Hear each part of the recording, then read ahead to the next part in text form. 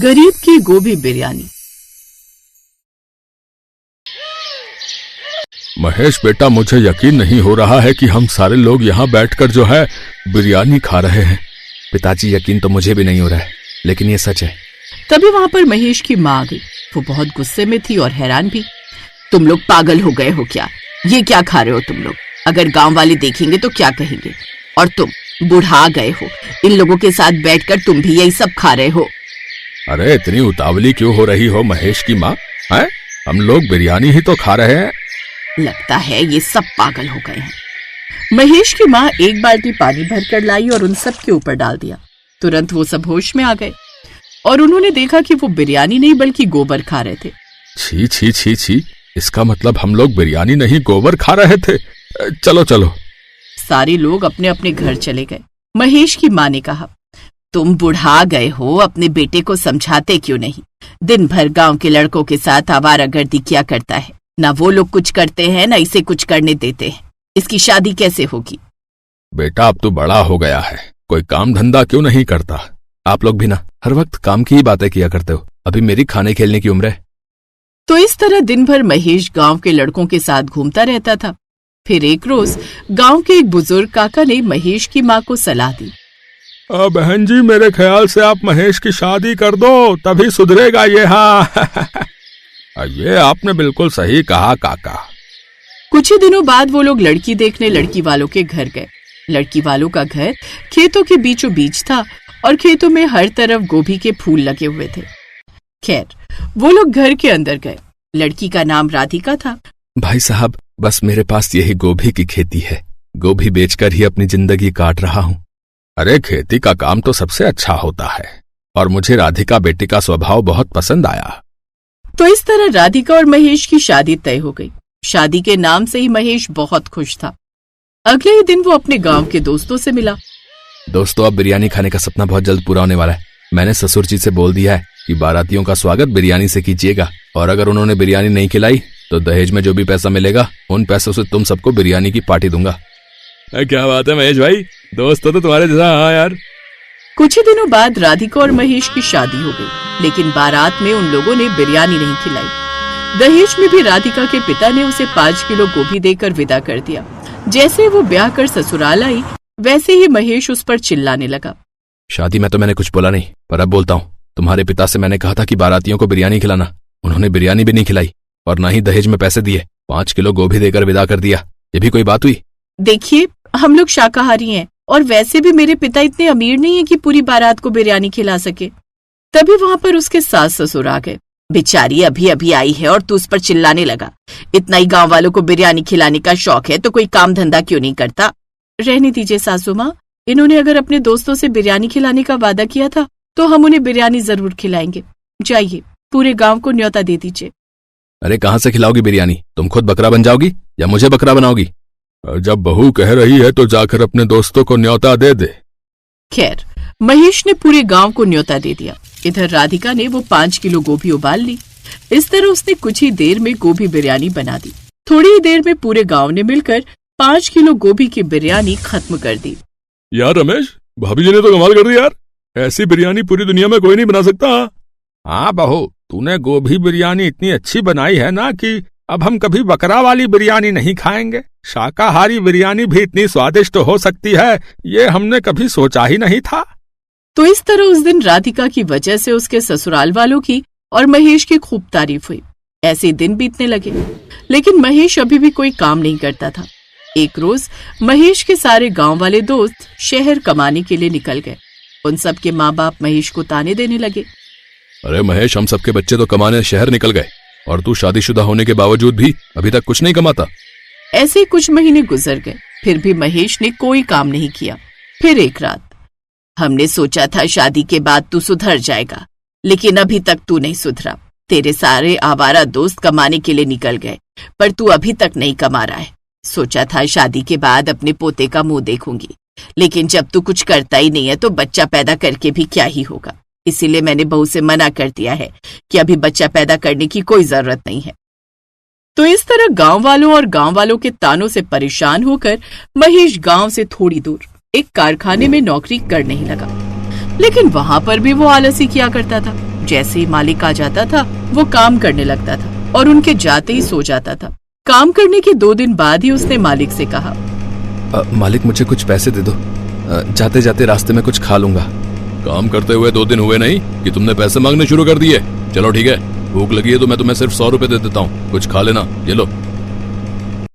पैसे लेकर महेश वहाँ से निकल आया और रास्ते में सोचने लगा, अरे यार, मैंने सोचा था ये बुढ़ा पैसे दे देगा तो आज बिरयानी खाऊंगा, लेकिन 100 रुपए में तो बिरयानी मिलेगी नहीं।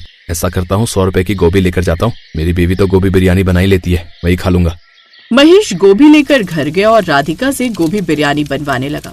तो अब हर 2 दिन बाद महेश अपने मालिक से पैसे मांग ही लेता था और गोभी खरीद कर अपनी बीवी से गोभी बिरयानी बनवाता था। फिर एक रात, जब से ब्याह कर आई हूँ वही पुराने कपड़े पहन रही हूँ, मेरी मांग का सिंदूर, बिंदी, क्रीम, पाउडर, लिपस्टिक सब कुछ खत्म हो गया है। अरे यार, नौकरी करनी शुरू कर दी है, पगार मिलने दो, फिर सब कुछ लाकर दे दूंगा। अगले दिन महेश काम पर जाते ही सो गया। मालिक चुपके से उसे देख रहा था। महेश, आज मुझे पता चल चुका है कि प्रोडक्शन इतना कम क्यों है। मुझे देखते ही काम करने लगते हो और मेरे जाते ही सो जाते हो। जाओ, मैं तुम्हें काम पर नहीं रखता और जितना भी तुमने अभी तक काम किया है उतना पैसा मैं तुम्हें दे ही चुका हूँ। महेश ने उससे माफी मांगी लेकिन उसने माफ नहीं किया, तो इस तरह उसकी नौकरी चली गई। एक रोज उसके माँ बाप बुरी तरह बीमार पड़ गए। डॉक्टर ने कहा, देखिए, आपके माँ बाप की हालत बहुत खराब हो चुकी है। 10-15 दिन के अंदर अगर इनका इलाज शुरू न किया गया तो कुछ भी हो सकता है। इलाज में कम से कम 50,000 रुपए लगेंगे। आज पहली बार महेश सीरियस हुआ। अब वो हर जगह जाकर काम ढूंढने लगा। पुराने कारखाने में भी गया लेकिन उसे किसी ने काम नहीं दिया। फिर एक रात, आपसे तो कुछ होने वाला नहीं, लेकिन मुझे अपने सास ससुर की बहुत चिंता है। अब मैं जो भी करूं मुझे रोकना मत। राधिका तुरंत अपने मायके गई और अपने पिता से सारी बात बताई। वहां से वो 10 किलो गोभी और 20 किलो चावल लेकर आई। गांव के चाचा से उसने किराए पर ठेला भी मांग लिया। रात भर उसने घर में बैठकर गोभी बिरयानी बनाई और अगले दिन चौराहे पर खड़ी होकर बेचने लगी। गोभी बिरयानी की महक पूरा गांव पहचानता था, इसीलिए सारा गांव उमड़ पड़ा। भाभी जी, ये आपने बहुत बड़ा उपकार किया हम पर, जल्दी से गोभी बिरयानी खिला दो। तो इस तरह धीरे धीरे अब आसपास के दूसरे गांव से भी लोग गोभी बिरयानी खाने आने लगे। एक हफ्ते में ही उसने अपने सास ससुर का इलाज शुरू किया और 15 दिन में ही वो पूरी तरह स्वस्थ हो गए।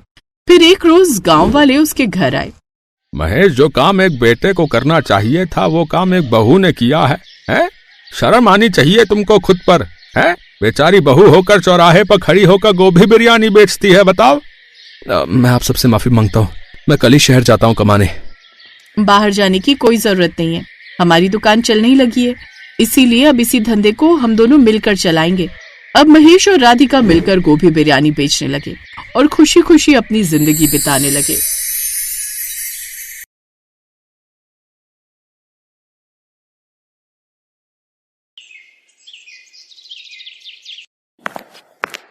माँ, खाना बन गया क्या? नहीं, अभी थोड़ी देर और, जब बन जाएगा तब बुला लूंगी। माँ, वैसे आज क्या बना रही हो? आलू और प्याज की सब्जी और रोटी। क्या माँ, जब देखो आलू आलू, आप कुछ और क्यों नहीं बनाती हो? कभी पनीर वनीर भी बना लिया करो।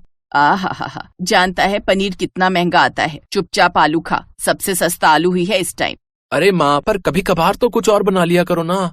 अरे बेटा, 2 पैसे जोड़ना सीख, आगे काम आएंगे। ललिता की बात सुनकर उसका बेटा राम वहाँ से गुस्से में निकल जाता है। ये कहानी एक ऐसे परिवार की है जो बहुत ही लालची और भुक्खड़ था। ललिता और उसका पति लच्छू राम आला दर्जे के लालची थे। अच्छे खासे पैसे होने के बावजूद वो बड़ी कंजूसी करते थे और इस बात से उनका बेटा राम बहुत चिढ़ता था। लेकिन माँ बाप के सामने उसकी एक न चलती थी। फिर एक दिन, माँ, बहुत तेज भूख लगी है, कुछ खाने को दो ना। सुबह का आलू का पराठा बचा है, जा खा ले। है? पूरा एक पराठा? मैं कैसे खा पाऊंगा माँ, कहीं मुझे बदहजमी ना हो जाए। हाँ, तो एक काम कर, उसमें से आधा अपने पापा के लिए छोड़ देना।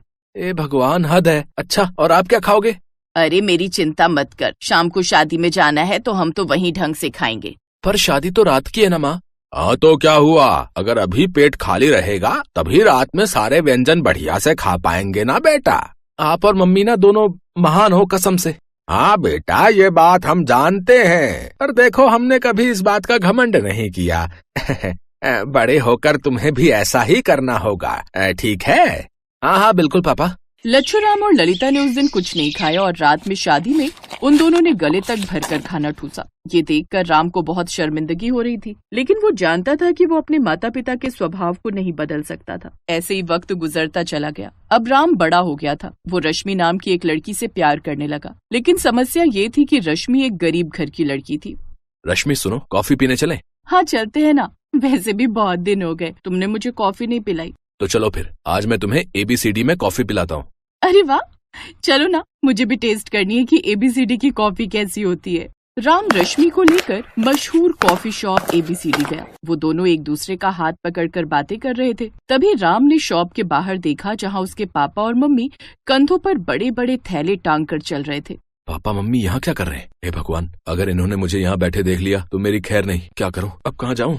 अपने पापा और मम्मी को देखकर राम वहीं टेबल के नीचे कुछ ढूंढने का बहाना करके छुप गया। उधर रश्मि ने ललिता और लच्छूराम को पहचान लिया। राम, देखो तुम्हारे मम्मी पापा, देखो ना, ऊपर आओ। रश्मि, उन्हें ही देखकर मैं नीचे छिपाऊं? अगर उन्होंने मुझे इतनी महंगी कॉफी शॉप में देख लिया ना तो मेरी खैर नहीं। क्यों, ऐसा क्यों कह रहे हो? उन्हें भी बुला लो ना, देखो बाहर कितनी धूप हो रही है। अरे देवी, अगर वो यहाँ आ गए ना तो आज ही मेरा वध कर देंगे। तुम चुपचाप बैठी रहो। ललिता और लच्छूराम के जाने के बाद राम टेबल के नीचे से बाहर आया और फिर उसने रश्मि को सारी बात बताई। ये सुनकर रश्मि टेंशन में आ गई। क्या हुआ रश्मि, क्या सोचने लगी? मैं सोच रही हूँ कि अगर आंटी और अंकल इतने लालची और कंजूस हैं, तो फिर वो तुम्हारी शादी मुझसे कैसे कराएंगे? यही तो मैं भी दिन रात सोचता रहता हूँ, पर तुम चिंता मत करो, शादी तो मैं तुम्हीं से करूंगा। राम ने ललिता और लच्छूराम से रश्मि के बारे में बात की, लेकिन जैसे ही उन दोनों को पता चला कि रश्मि गरीब घर से है, उन्होंने शादी से इनकार कर दिया। लेकिन राम भी अपनी धुन का पक्का निकला। वो रश्मि से बहुत प्यार करता था, इसलिए उसने रश्मि से कोर्ट मैरिज कर ली। शादी के बाद राम रश्मि को लेकर अपने घर पहुंचा। पापा मम्मी, मुझे माफ कर दो, मैं रश्मि के बिना नहीं रह पाता। हमें माफ कर दीजिए पापा मम्मी, प्लीज। चलो, ये भी ठीक ही हुआ। हम तुम्हारी शादी कराते, उसमें बहुत खर्चा हो जाता। अपने ससुर की बात सुनकर रश्मि हैरान रह गई। उसे आज एहसास हुआ था कि उसके सास ससुर कितने आला दर्जे के कंजूस थे। ललिता और लच्छूराम ने रश्मि को अपना तो लिया था, लेकिन उन दोनों के मन में दहेज न मिल पाने का बहुत मलाल था। इसीलिए ललिता और लच्छूराम रश्मि को नीचा दिखाने की कोशिश करते रहते। फिर एक दिन, रश्मि, ये लो, आज खाने में पुलाव बना लो। बाप रे, मटर तो कितनी महंगी हो गई है। पता नहीं तुम्हारे घर में पुलाव बनता होगा भी या नहीं। वैसे एक बात कहूँ, तुम्हारे तो भाग खुल गए इस घर में शादी करके। ललिता की ये बात सुनकर रश्मि और राम दोनों को बहुत बुरा लगा, लेकिन वो दोनों उस वक्त खून का घूंट पीकर रह गए। रश्मि को लगा था कि धीरे धीरे ललिता सुधर जाएगी, लेकिन ललिता के दिमाग में तो कुछ और ही पक रहा था। अगले दिन, अरे राम बेटा, एक बात करनी थी तुमसे। हाँ माँ, कहो ना। वो जो शिव टूर और ट्रेवल्स वाले हैं ना बाजार में, हाँ, उन्होंने कोई ऑफर निकाला है। वो तीर्थ यात्रा पर नेपाल ले जा रहे हैं। पैसे भी ठीक हैं, तो तेरे पापा और मैं सोच रहे थे कि हम लोग भगवान के दर्शन कराएं।